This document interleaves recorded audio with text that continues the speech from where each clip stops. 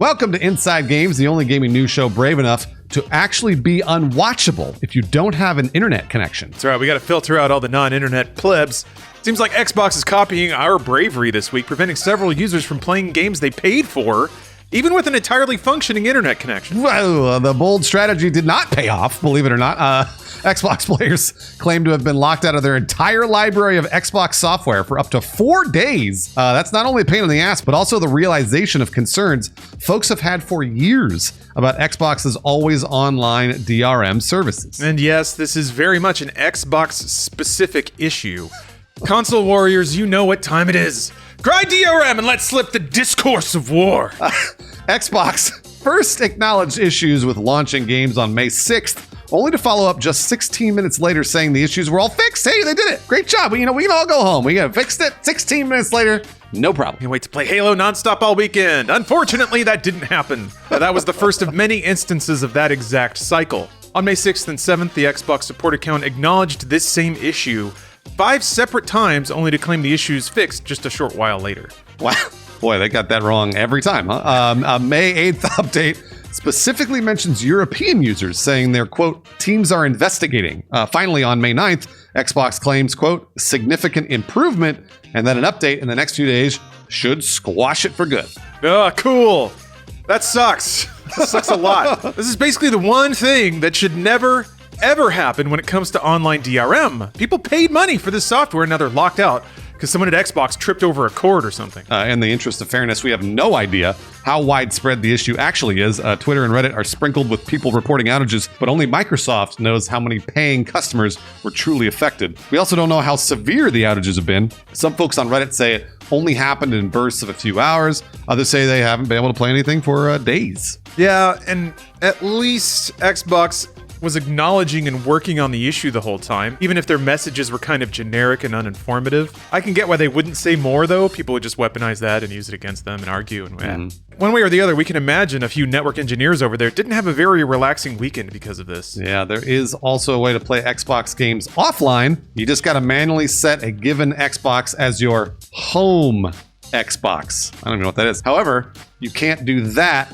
unless you're online. So if an outage hits and you haven't set that yet, you are locked out for good.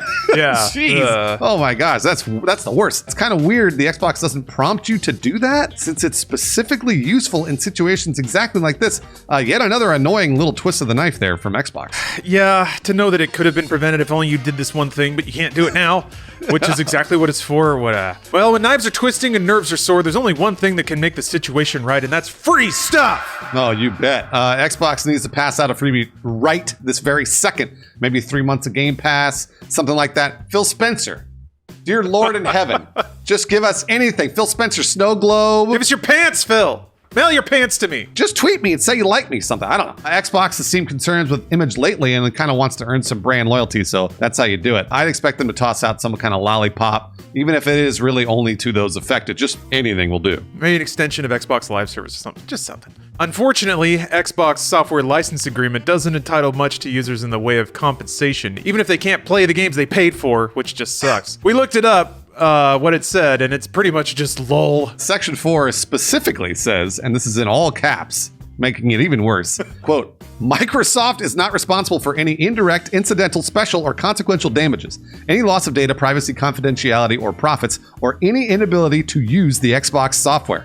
These exclusions apply even if Microsoft has been advised of the possibility of these damages, and even if any remedy fails of its essential purpose. Well, that's everything, isn't it? Yeah. So basically, they're not on the hook for any inability to use Xbox software, even if they're the ones who did it, and even if they tried to fix it and couldn't. And it gets better. It gets even better than that. Section 2 also dictates that you can't, quote, defeat or circumvent any Xbox console, technical limitation, security, or anti-piracy system. So not only are they not responsible if their own system breaks, but they'll come after your ass and break your console if you try to get around their system, which isn't working. Wow. This whole ordeal is kind of nostalgic, actually. Tons of people were rightly concerned about Xbox's always-on DRM way back in 2013, right when the Xbox One was launched. This is a big deal. I remember this. They eventually backed off this always-online DRM thing, But apparently they turned it back on sometime in the last 10 years and they didn't tell anybody. That's the way to do it. Just over time, you just slowly flip those switches back on. This also teed up Sony back in the day for a pretty epic dunk. Thanks. That has kind of echoed throughout the ages since then. May have taken almost a decade, but concerns about Xbox DRM have finally come home to roost in the exact way that gamers feared, which tees up my favorite part of this show is when I can trick Bruce into saying gamers out loud. Oh! Yeah. In this case, you got to admit the gamers were right back in 2013. Lawrence, I will absolutely admit that the people were right. The people were right. The people are going outside. They don't care. The gamers are the ones fighting on this front, Bruce. We have them to thank for... Damn it. All right, fine. The gamers were right. Oh, it feels so good. Feels so good every time. What makes these issues even more glaring is that Xbox is unique in its enforcement of online checks. You can't even perform an Xbox's initial setup without an internet connection. And on top of that, online checks are required at some point to run any games at all. Xbox's online checks are actually some of the most severe across all of gaming.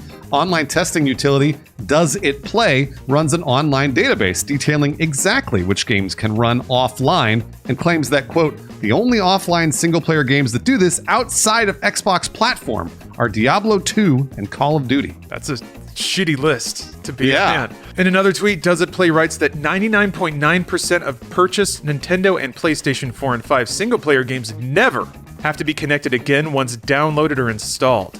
This issue is sadly extremely linked to Xbox. Oh, wow, they're doing the Lord's work over there at Does It Play. Game preservationists have been raising the alarm about these issues for a very long time. In February, Nintendo announced a phased shutdown of their 3DS and Wii U digital stores, which will completely remove access to around an estimated 1,000 digital-only software titles.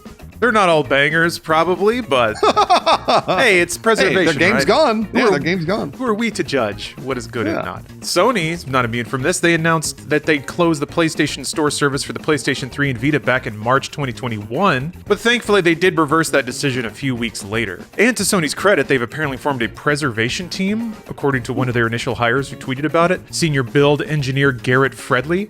There hasn't been a whole lot of information on what that team specifically does or how their actions might affect software offerings to consumers like you and me, though. So good for them for hiring that person. That's kind of cool, I guess. Platform holders are only a part of the equation here. As recently as last month, people found Square Enix had expired some of their digital purchases, killed them literally, on PlayStation 3 and Vita, specifically Chrono Cross, Chrono Trigger, and Final Fantasy VI. Naturally, Square launched remakes of Chrono Cross and Final Fantasy VI at around the same time. Troubling times indeed, Bruce. Everybody kind of knew it was going here. People argued about it, and here we are. Yeah. Unfortunately, we don't hold the keys to all this.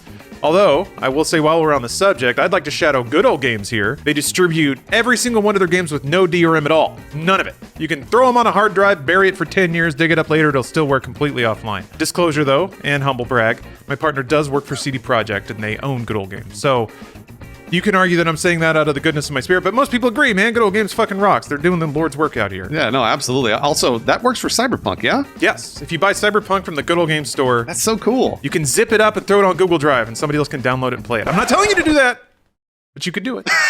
But it's really cool, yeah. All right, here's the actual question that all of you in the comments can answer, and then Lawrence and I will talk about. Is this an acceptable trade-off for Game Pass? Is the Xbox DRM an acceptable trade-off for what you get in Xbox Game Pass? Would you accept random outages to be able to play hundreds of games for $15 a month? Good question. Yeah, so the logic is a little tenuous. Yeah, but I get you. I'm just basically stacking up the platform advantages to disadvantages. You could say that they can do Game Pass because they have to individually verify every game launch. Maybe Sure. that's a promise they can make to all their partners, like, okay, we can verify X people played this game because nobody did it offline. That's how they credit them money too, right? For each gameplay on Xbox Game Pass for those publishers. So I'm confident there are ways to do Game Pass that do enable offline play, but just for the sake of argument. It is an odd question. We experience a lot of cheaper services because they're subsidized by other income. So yeah, if always on is the price to pay for Game Pass, I kind of think, I don't know.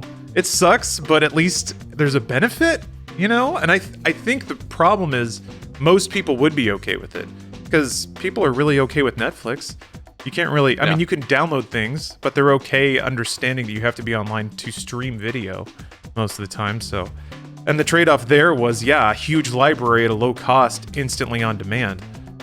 Sounds like it's going that way with games, you know? We would always throw around the phrase like the Netflix of games. It seems like we're finally here. Always on DRM, but a wide variety of games to play at a very low cost. Yeah. So I want to answer with what the gamers want, which is everything should work without an online or an internet connection. But guys, I'm gonna look at you right in the face right now and tell you, nobody is going more offline. We're all going more online. That's just the way it goes. Everything we do now is online, and for better or worse, it's what's happening. And there's kind of no reversing it. So even if I said, boy, I would love to have all my video games offline, it's not going to happen. So I'd rather just sort of accept the fact that when Netflix goes down, I can't watch the thing that I paid for on Netflix. When Hulu goes down, I can't watch the thing I paid for on Hulu. And this is something that I talk about a lot on stream, which I'm always like, yeah, I know you paid for the thing. I know you did. But sometimes it just doesn't work. So you have to, if you're really upset about it, either don't pay for the service, or you can call customer support and ask for a refund, ask for a credit, something like that. So call Xbox and be like, hey, I demand a 4-day credit for my Xbox Live service and get that credit. That's what I would do. But I think most things are going to be online in the future, unfortunately. It's a completely different world than it was in 2013. Yeah, I agree, Bruce. I think that's the sad march of capitalism. If there's no money to be had in preserving access to software, private companies have no compelling reason to spend money to enable it. Kind of where it goes, especially if there's a business case to not enable it. Yep. Yeah, it sucks. It sucks. All you can do is try to celebrate and reward the companies that do pursue it, but ultimately the market will decide. And the market can be pretty uncaring of things like that. Well, here are some patrons that actually are very caring of us. Gubenki, Vernon McCann, Evan S. Compton, and Eddie the Dog, thank you very much for supporting Inside Games. We have a couple more patrons that always authenticate games when we want to play them. Cody Jost, Dreskel, Tony Varela, and James Bowser. Thank you very, very much for your support. And for not having DRM, we appreciate that.